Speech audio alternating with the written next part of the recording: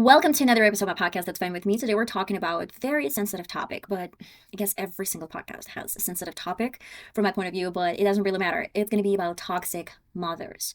And I guess it's really hard to define a toxic mother. I believe there might be parents, grandparents, fathers as well. I mean, a dad can be toxic as well. Why don't you think it's impossible? But I feel mothers are a little bit closer to a child, and that is the main reason why there is a definition of a toxic mother.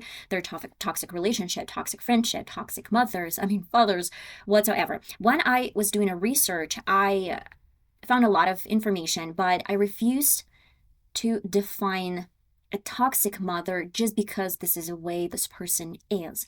I guess the background is really important, especially the previous upbringings, the nationality, and I mean some culture background. What is a generation? We talked about generations in the previous podcast, that it's really difficult to find a communication like the same maybe topics for someone who's from different generations. And let's dive into this topic a little bit more because I guess I have so many different examples among my friends, among my family members, but I don't really want to specify this in my podcast because some people are probably going to be offended by my comparison and they would probably strongly disagree with me. And I'm not a mother. I don't know which type of, let's say, mom I am going to be. There are definitely other moms and parents that are healthy, like they have healthy relationship and it's not related to any sort of toxicity. We're going to start with the first, let's say, type. It's going to be controlling mother. I guess it's really simple. Even going from my description and the topic, a lot of the times this is a mother who wants you to follow her strict instructions. And if she says you have to be at home by 5, you have to be at home by 5. If she says you have to go and do something for her, then you will go and do this for her. And of course, I guess it's really hard to tell which is going to be your type in particular, because for example, the second type that I'm going to be describing is invasive mother, and another, let's say, really cool description is a cool mom. So they're kind of similar to a controlling mom that wants you to do whatever she wants.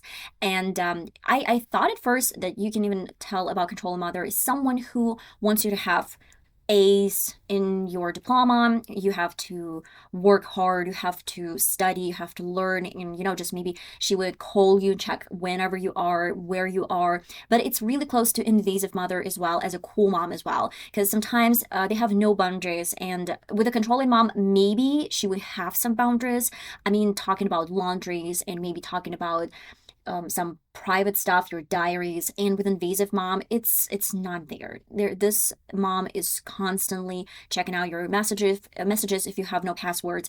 She's gonna check out your laundries, your pantries. She's gonna talk about like maybe some friends that you might have, and she might strongly disagree. As well as cool mom, they really try to be with you, really close bonds, but sometimes it's becoming too much because your mom is a parent, and sometimes when you cross the boundary between a real parent and a friend, this might be a little bit different. Because I know a couple of examples, they're just from TV shows where a mom has really, really close connection with her daughter, and they're discussing their boyfriends, they're discussing they even share a wardrobe. And I guess it's a little bit unhealthy for both of the parties. First of all, in these situations, some mom, they would probably, maybe, not always, but sometimes they can actually make sure that they have your boyfriend. And some boyfriends, they cheat on with this type of mothers because they have this weird, let's say, connection with the daughter. Because may I borrow your friends, may I borrow your boyfriend? It's more about that.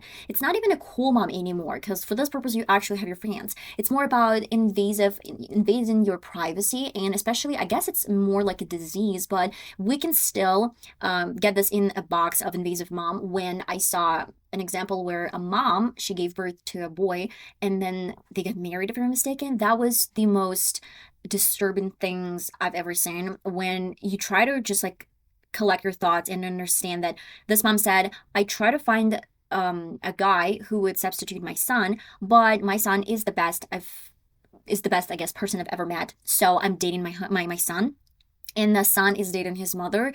Yeah, we know about the complex when like girls, they're in love with their dads when they're maybe like under 3 years old. And and the boys, little boys, they're in love with their mom up until some certain point. But like, then you outgrow this and you realize that you like other girls, which is fine and normal, or boys and whatever, just you like someone else but your parents. And I guess we can still put these type of relationship in a table of invasive mothers. And as a controlling mother, I actually have a little bit different example. One of my, let's say, mother friends, where she was an A student, and her mom, she was always controlling her. She was checking her homework, she was checking her clothes, how she was performing at school. So most of the time she wasn't invasive in a way of like a spiritual way, or maybe even some private stuff, but she was really controlling related to her studies, then university, then her real life, how she should live, how she shouldn't live. So that was really hard and tough for my mom's friend. So then I want to talk about neglectful mothers, and it's a dismissive mother. Maybe we can put them in the same column, in the same box. A neglectful mother is a mother who gave birth and doesn't really care about her kid.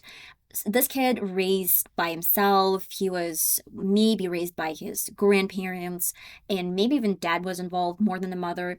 Dismissive, it's where a kid is trying to get attention from one of the parents. Basically, it's most of the time it's going to be mother, but mother is sort of like pushing him away. It's like, yeah, yeah, yeah, I love you, just, yeah, let me talk with a friend, then yeah, yeah, let me do the stuff, and then I'll be back. It's a little bit different type of toxicity, because when you're not controlled, you're not under supervision at all, and you do whatever you want, you feel super lonely, you feel like you have no one to support you, because whenever you tell your mom about your problems and your situations that might bother you, she's going to be somewhere but not with you. And I have an example, a great example, I guess.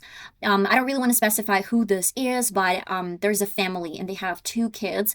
The first one was born, and grandparents helped to raise a kid, the majority of the time spent with the grandparents. And then the second kid was born years later, and they have a huge age gap, I'd say, but it's not the problem. When a grandparent, I don't really want to specify who this was, died, of course, the second kid was missing a lot because parents, they didn't really care. And I don't really want to say it's only about mother, but dad wasn't really paying attention to the kid as well. And they are always brushing them off and telling, oh, I really love you, but one of those, let's say, kids was staying with friends of the family, and unfortunately, whenever parents were coming, the kid was really trying to get any sort of attention from his parents, and especially from the mom.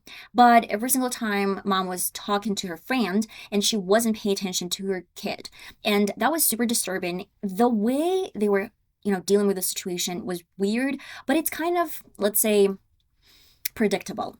Every single time they would come, they would bring some food. And it wasn't just real food and normal food. That would be some junk food, chips, Coke, I don't know, maybe McDonald's. All of it was brought to the family that this guy was staying in, this kid was staying in. And this is a way, this is a form, the coping mechanism for the parents.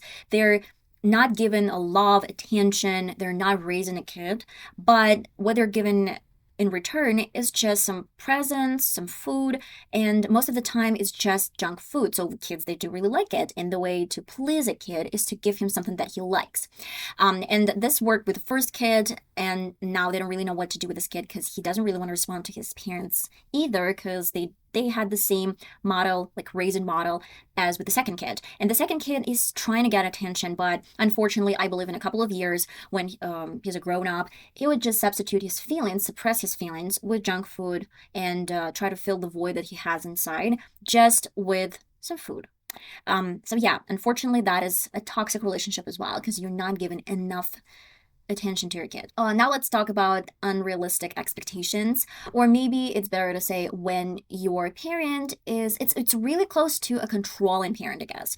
Maybe it's a little bit close to a controlling parent, but it's more about the way you have to be always the best, on top of the top. You have to be the smartest kid in the group. You have to be the strongest kid, I guess, among others.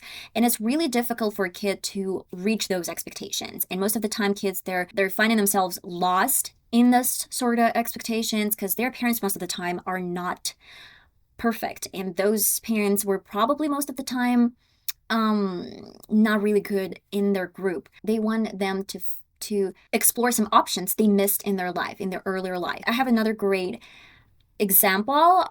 One of our, let's say, friends, though she's not really a friend, so she has two daughters, and it's really interesting. When the first daughter, she has to do a lot, and it's mainly about study. She has to be always on top of everything. This kid doesn't really have, let's say, strong skills in certain, I don't even know how to explain this, guys. This kid had to go to school that has to study science, let's say, in a little bit deeper level. And this kid wasn't that. It wasn't, she wasn't there. She couldn't actually learn it. It wasn't her specialty. And I guess all of us have to admit that sometimes, well, I'm really bad at math, guys. I'm really bad at math and physics and chemistry and all of it. But I'm really good with like languages, and I'm really good at my, let's say, foreign languages, literature. I love history. So I'm more like about linguist. I'm a linguist. And I actually chose this career, and this is my path in life. But if someone tells me that I have to learn math, I have to learn physics just for the sake of learning because my mom told me so, well, it's going to be really hard for me. And probably I'm still going to be far from the group of people that are really good at this. And first of all, the difficulty in this situation is that kid is not developing in the area that is good for him. I mean, for example, this kid is good with like foreign languages as well, but mom is telling, no, you have to learn, I don't know, math, or you have to learn chemistry, something that has no potential for the kid. And this kid is going to be always the worst in the group, but he could have been the best in a group of linguistics. And sometimes people, and especially parents, they're missing this out. They think, oh, but being a linguist is has no future, and science is the future. And it's better to be on top of something that you're good at than to be on the bottom of something that you're bad at. And these types of like unrealistic expectations, mothers, they miss this chance, and they miss this opportunity to see this. By the way, I'd say it's a little bit about invasive. What is going on, guys? I'm so sorry, guys. Everyone is immediately texting me something. It's about, I guess, invasion as well, because these mothers, they think that they can rule your life, they can invade in your, let's say, future, and think for you what is going to be bad for, or good for you guys. Another great example of mine, when one of my, let's say, friends, she has a mom. I don't know about them right now because we're not communicating, we're not talking right now. We kind of like went different ways, separated. And this mom, she was always telling my friend that she could have done better. And it was even ridiculous. It's at some point when one of my friends, she was, let's say, she had a B. She had a B for a test. And when they were going home, her mom was like, oh, why didn't you get an A? You could have done better. And she was always like, oh my God, I should have gotten an A. And whenever she had an A, her mom would say, yeah, but the previous test wasn't that good, so you should try better for your future tests. So she wasn't praising her kid for having B or A or even C. She was mainly saying, that's a bare minimum for you. You always have to have A's. And then later on, they would go to a circus or maybe to a cinema or somewhere themed, let's say, event, and two friends would go together. The first one purchased a cup, the second one purchased a t-shirt. And the girl with the mom who's super, super, let's say, crazy about this unrealistic expectations, she was like, what did you purchase? And this girl said, well, I purchased a t-shirt. And what did your friend purchase? She purchased a cup. But cup is more practical in real life, her mom said, than a t-shirt, because your t-shirt is going to be washed off. It's going to be, I don't know, out of shape in a couple of washes, and a cup you can use for a long period of time. Though her mom wasn't saying that you can actually break a cup in maybe 2 times, or it's going to wash off something that is on this cup. It was always that she was doing everything wrong, even purchasing something. But her mom always gave her money for that. So she always gave her money, but she was always criticizing her for doing so. Then let's talk about a little bit different type. It's aggressive mother. These types of mothers, they're always in their rage. They're always in the combat mood, or let's say vibes, with combat vibes. Whenever you do, whatever you do, they don't really care. They get this aggression on you. Of course, I understand that parents, they have to maybe discipline their kids sometimes, and I'm not talking about beating or anything like this. Of course, all the psychologists, they say do not scream at your kids. They just, you have to speak with lower voice. But realistically, it's really hard when your kid is literally just like pissing you off with something that he or she knows really well, but they trying to act on your nerves. It's a little bit different situation. Of course, we all have fights, we all scream. It's okay for a human being. Another thing, when your mother is always constantly screaming, crying, accusing you in something, and it can be some small situations, like for example, a kid is sitting in a toilet, and I do have this example, guys, it's a real thing. So the kid is sitting in a toilet, and mom says, a mop grab a mop and wash some speck, or wash some like water on the floor, I don't know. And this kid tells the mother, I'm in the toilet, give me some time. And this mother would start screaming like, oh, as always, you don't need anything in this life, I have to do everything by myself. It is ridiculous. It is ridiculous when a kid is sitting in a toilet, okay?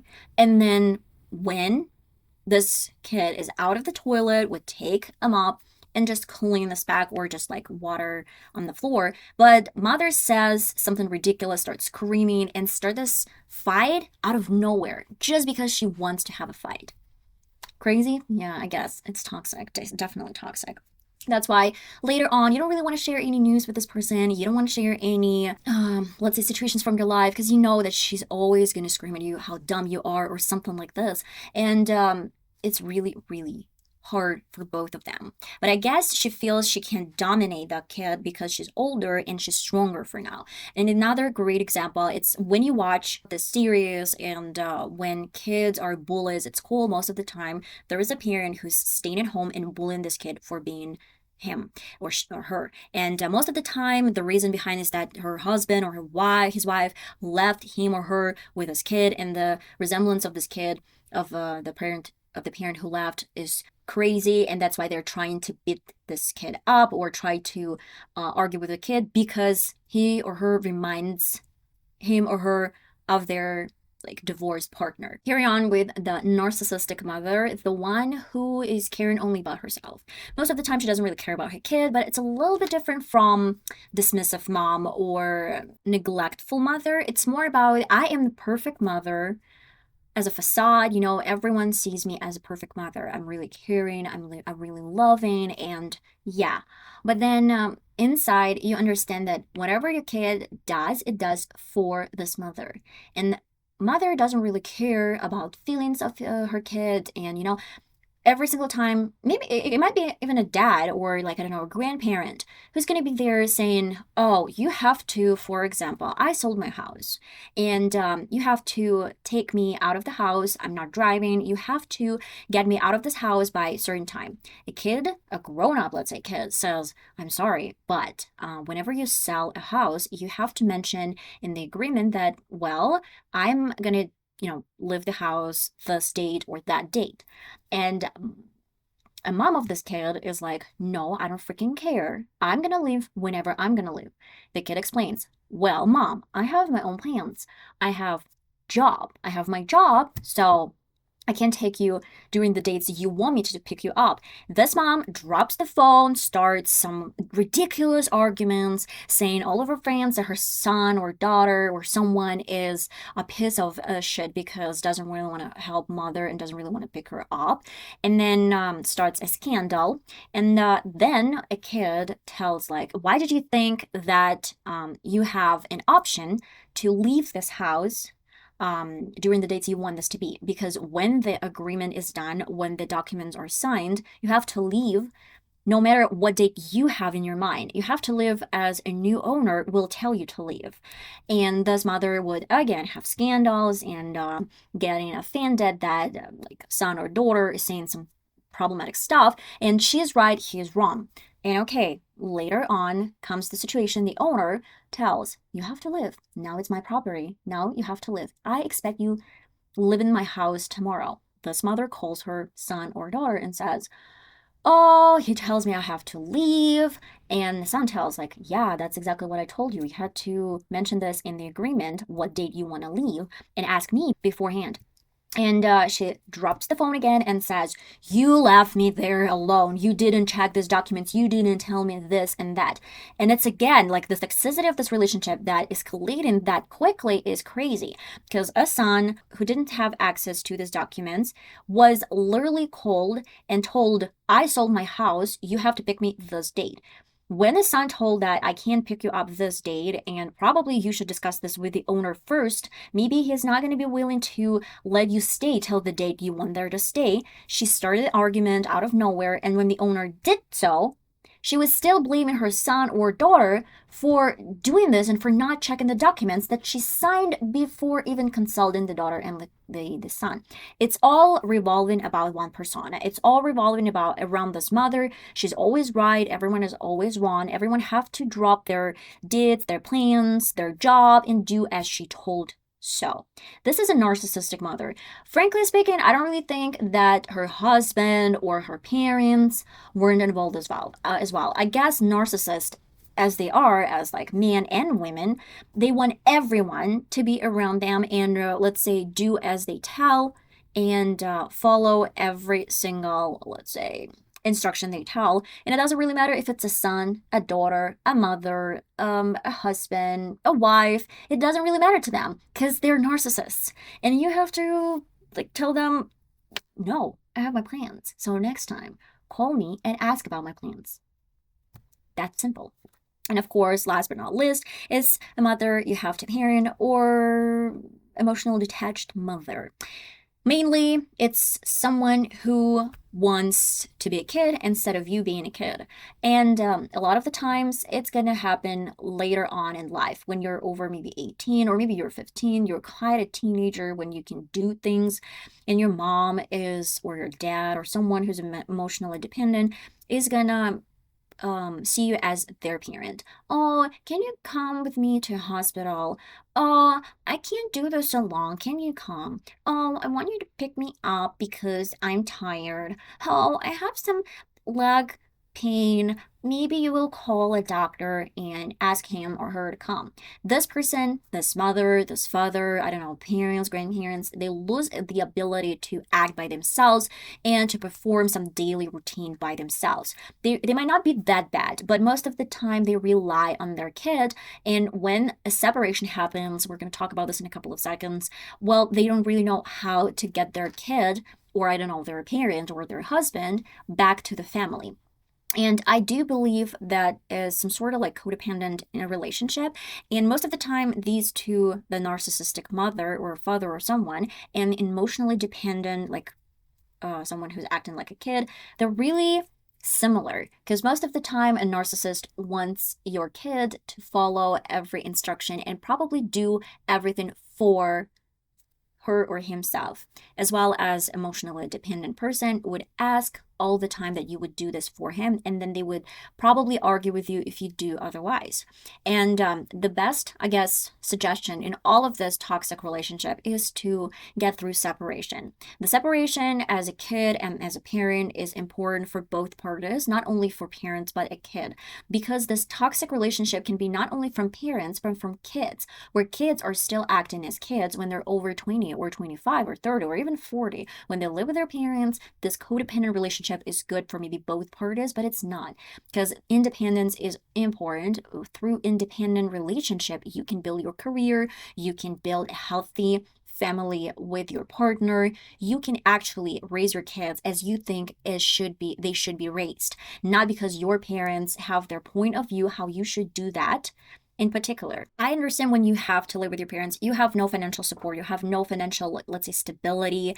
Maybe you had some terrible situation in your life, I don't know, a house burned down, and you have to stay with your parents just because you have no place to live for now. I understand this, and there, of course, always going to be some situations, or maybe your parent is invalid to operate by him or herself, and then you have to take care of them, and you have no money to pay for a sitter, who will take care of a parent. I totally get it. But if we're talking about healthy people with the ability to rent or the ability to purchase their own apartment and maybe to move out of the house as quick as possible, then this is going to be a solution for both of them. First of all, your parent will have to learn how to deal by him or herself, to live by him or herself, and maybe establish some new relationship with other people surrounding them. And for a kid, it's going to be a great option to live their own life and probably build healthy relationship outside of their family house. This is probably the only suggestion I have for you guys. I mean, of course, maybe another great tip. One of my friends came to visit parents and is staying for quite a long period of time because missed parents and want to spend some time with them over a month, and came back to a family home and explained that unfortunately mother still breaking the boundaries. It's invasive type of mother, and my friend has to tell every single time it happens, just like literally grab something from the hands of his mother or her mother and say, this is my stuff, try to respect my privacy. Whenever mother is coming across the hole, it's just when the door is closed, you cannot come in without knocking my door, without asking my permission, if you can come in or if you can. Of course, mother doesn't really like it, but it works for them because this is the only way you can establish your boundaries. Like, please do not, or I will hang a lock on my door. If it's clear, then fine. I'm not checking your stuff. I'm not checking your closets. You're not checking my stuff. You're not checking my closets. That's it. Yes, that was it for today's podcast. That's fine with me, guys. Let me know in the comments, have you had any sort of situation like this in your life? Maybe you have problem with your parents or maybe grandparents. It actually happens with grandparents a lot, invasive grandparents. So yeah, let me know, guys. I love you so much, and let's see you in my next podcast. That's fine with me. Bye-bye.